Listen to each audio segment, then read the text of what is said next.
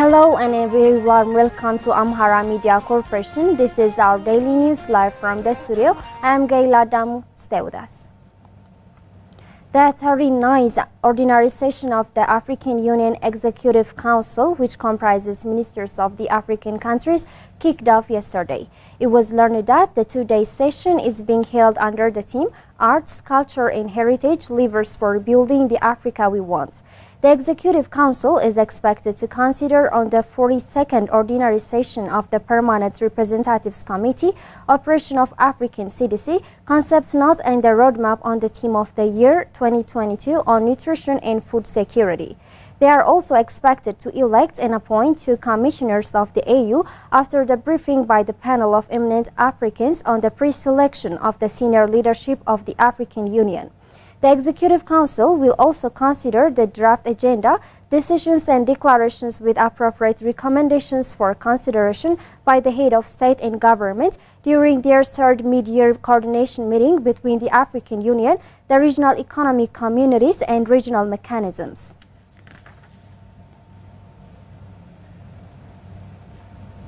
Members of the Council for Ethiopian Diaspora in Action said they are working to engage the diaspora community in the development of the country by enhancing remittance. Brown Workana reports.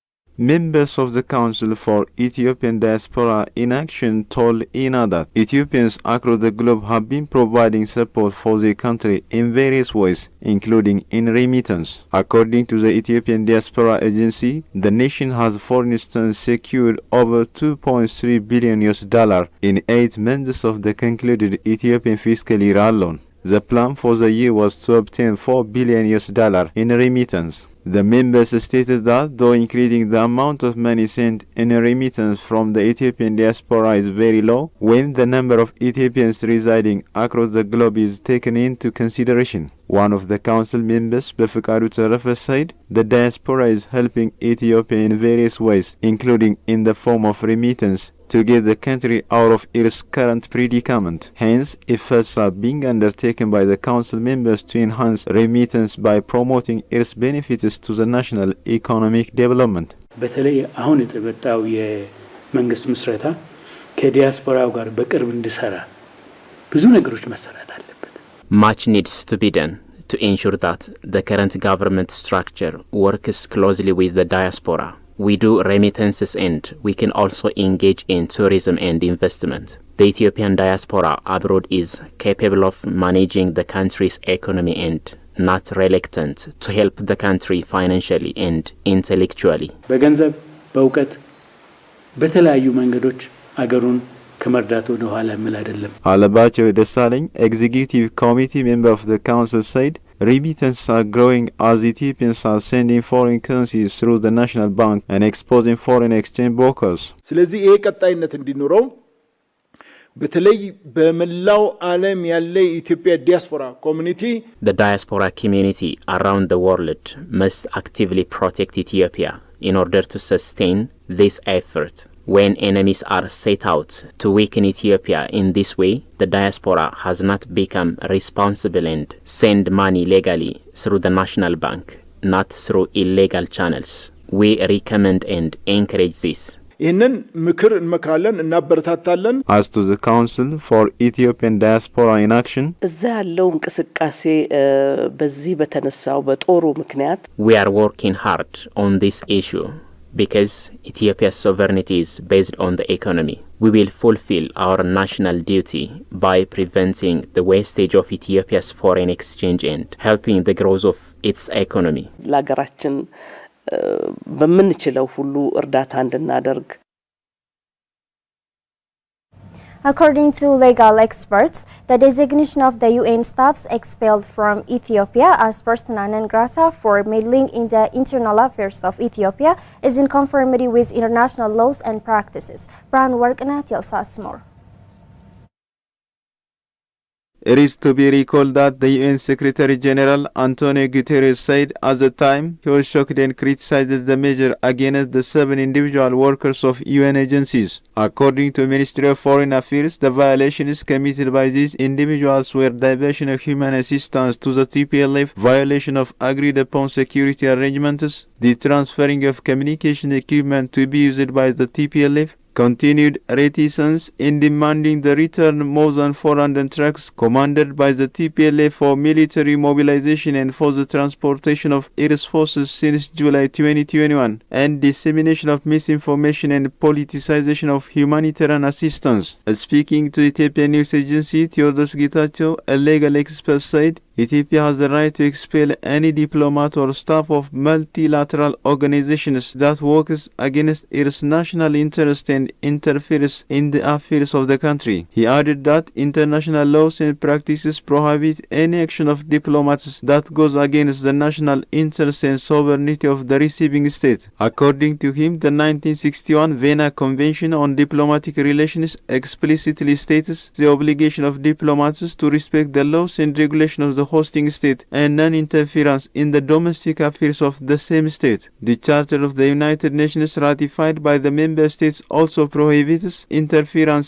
in the internal affairs of sovereign states and respects their sovereignty. TPLF በኢትዮጵያ መንግስት ሽብርተኛ ተብሎ ተፈርጇል. In Ethiopia's context, TPLF was designated as a terrorist organization by the House of People's Representatives. So, any Ethiopian or foreigner has to respect the law of the country as long as he or she lives in its territorial jurisdiction. Hence, any kind of contact with this terrorist group is criminal. ክሪሚናላይዝ ተደርጓል፣ ወንጀል ነው ማለት ነው። He elaborated that since breaching the law of the hosting state follows legal consequence, the action of the Ethiopian government on the individual workers of the UN agencies for interfering in the domestic affairs of the country is a right decision that complies with the international laws and practices. For stronger reason, ለሀገሮች የሰራው ለዩኤን ሰራተኞችም ይሰራል። The international law that guides diplomats of different states also works for workers of UN agencies. It is just a matter of interpretation. Different countries have practiced it by rightly interpreting the international law. Ethiopia's measure on workers of the UN agencies is also legally acceptable, but the response of UN Secretary General has no legal ground. በህግ የተደገፈ አይደለም። Consortium of Ethiopian Human Rights Organization Director Masoud Gabayo said on his part, diplomats and individuals working in international organizations, including workers of UN agencies, have the responsibility to respect the law and regulation of the country, as well as acceptable international laws and principles. He added that engagements of diplomats and workers of international organizations, illegal activities and acts out of their given functions are prohibited. In such cases, the hosting state can declare them as persona non grata to deprive them their diplomatic immunity. As a result, the measure of the Ethiopian government is appropriate and respects international laws and practices, the director noted. የሀገር ጉዳይ የሉዓላዊነት ጉዳይን Since the issue of the country is a matter of sovereignty, moving out of legal principles leads to accountability, and taking such action by declaring them persona non grata is part of making them held accountable. Hence, it is one of the international rights of the government on diplomats meddling in the domestic affairs of the country. አንዱ ዓለም አቀፍ መብቱ ነው ማለት ነው። He pointed out that the sovereignty of Ethiopia should not be infringed by foreign powers taking humanitarian assistance as a cover. Arba Minch University Water Resource Research Center Director Samuel Degalo said the Grand Ethiopian Renaissance Dam will regulate the water flow of Nile River and reduce flooding risk and sedimentation in downstream countries. Abebe Brahani has the details. The Director General told Ethiopian news agency that the dam will benefit the downstream countries, especially Sudan, by regulating the water flow and sediments. He added that the dam will regulate the water flow, reduce flooding risks and sediments. Especially for Sudan, it will give incredible benefits by protecting the reservoirs of their dams from sediments. According to Samuel, the dam with a big reservoir will regulate a steady flow of water in the river and reduce risky floods that have occasionally been killing people, causing massive displacement and the loss of properties in Sudan. In Sudan, heavy rains and flooding during August and September 2021 have, for instance, affected more than 314,000 people. The director stated that since GERD is built to generate electricity, the dam will benefit the downstream countries, whether Ethiopia likes it or not. Despite the mutual benefits of the dam, however, the issue has recently been highly politicized by Sudan, which is skillfully maneuvered by Egypt.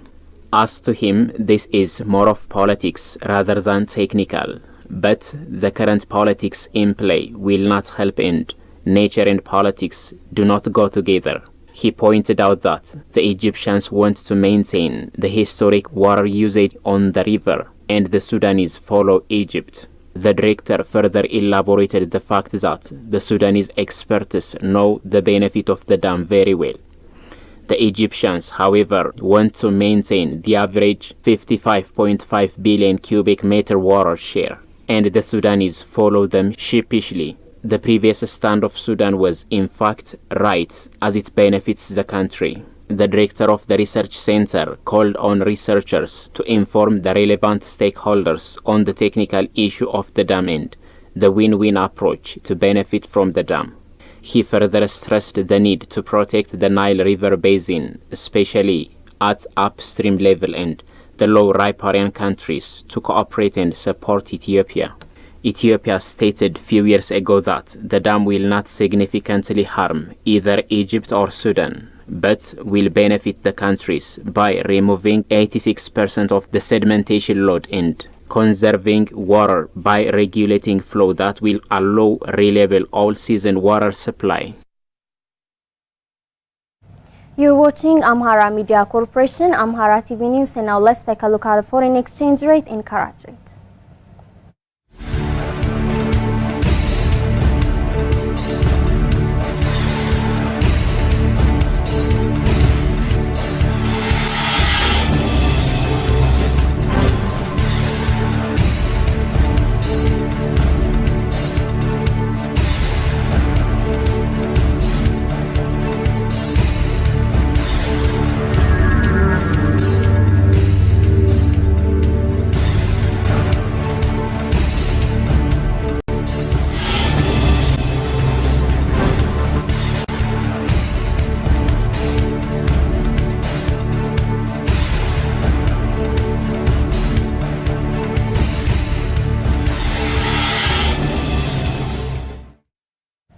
That's all the news we have for today. I'm Gaila Damu. Thanks for watching and stay tuned with the rest of our programs.